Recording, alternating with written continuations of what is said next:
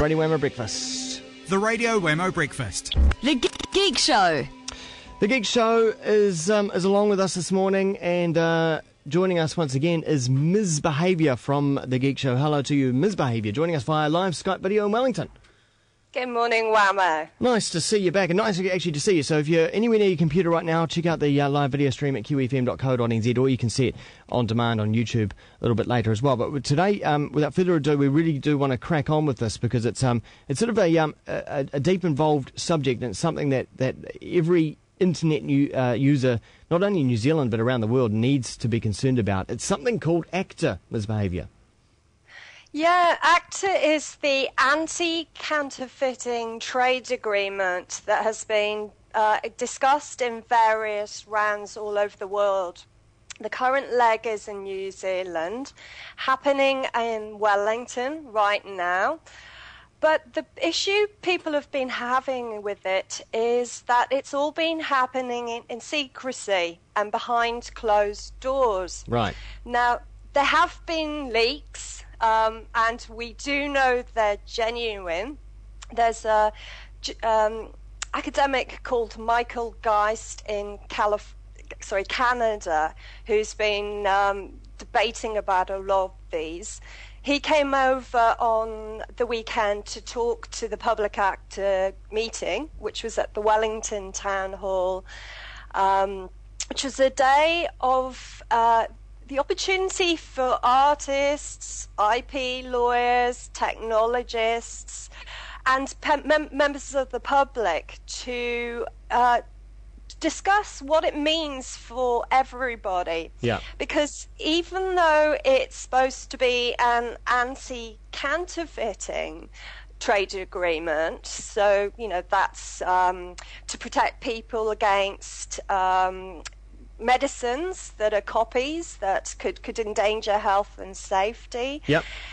The remit has stretched into intellectual property, copyright, and digital rights.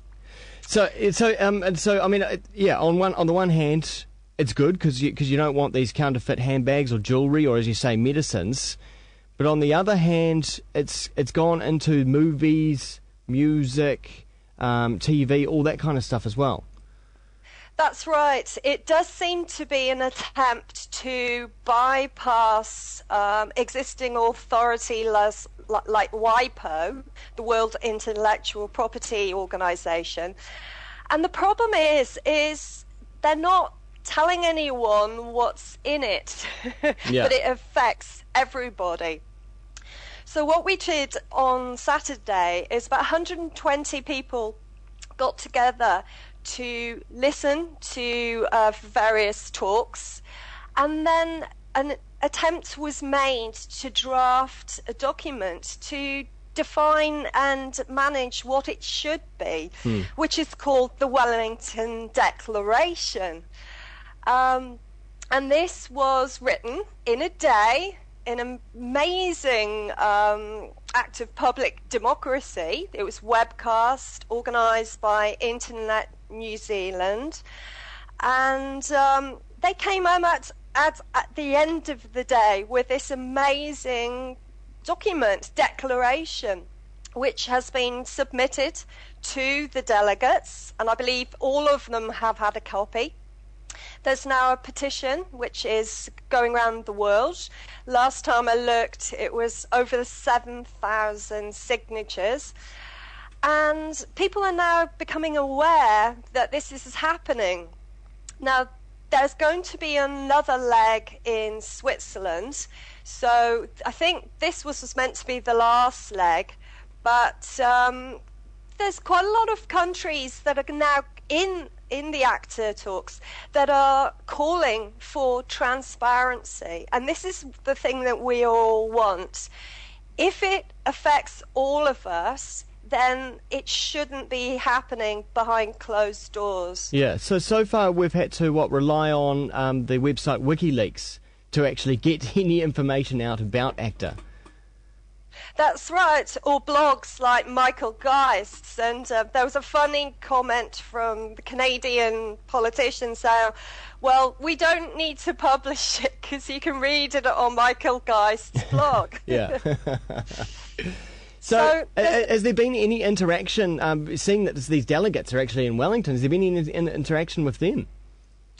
Well, some of the public actor people went along to a reception last night and had a chance to talk to some of them. But the thing is, it's so secret that they didn't even announce the hotel that it was happening in. So we all know where it is, but officially we don't. Yeah, it almost seems like it's like an arms trade or something, negotiation, or it seems unprecedented that for copyright there would be so much secrecy around it. Well, they keep trying to say that it's not about this, but it's in the footnotes, and there's definitely pressure from the US, South Korea, Japan, I think, as well, to push through into IP. Now, lovely comments made by Nat Talkington, who was chairing the Public Act today, is that they should stick to their anti-counterfeiting knitting. Very nice. We got a comment come through on Twitter this morning from Cal Papa, who says, all these bloody actors in Wellington I keep hearing about. Well. I know. We're overrun with thespians. Okay, so this petition is online now. That had to be presented yesterday, didn't it? So that's gone. So what happens from now? You carry on. Just keep signing. Tell people, because it looks like there'll be Public Acta 2 happening in Switzerland soon. So if you want to find out more, go to publicacta.org.nz or do search for the Wellington Declaration. And I was amazed to see how much was achieved in a day with passionate people who actually care. And it was webcast, and that's democracy, open discussions where everybody gets to have a say, not going off behind closed doors and keeping it in the club with your mates. So would you say that, the number one takeaway message from this would be that we can't even really be angry about ACTA and the content of ACTA until we actually know what's in it? That's right. Or until we officially know what's in it, because it's been leaked. Everybody knows what the document says, but no one can have a debate about it. Yeah, very good point. Well, okay, so there's websites again. Okay, publicacta.org.nz. And of course, over at thegeekshow.com is where you'll find Ms. B hanging out as well. Thanks so much, Ms. B, for joining us. Cheers. Track now from Lawrence Arabia.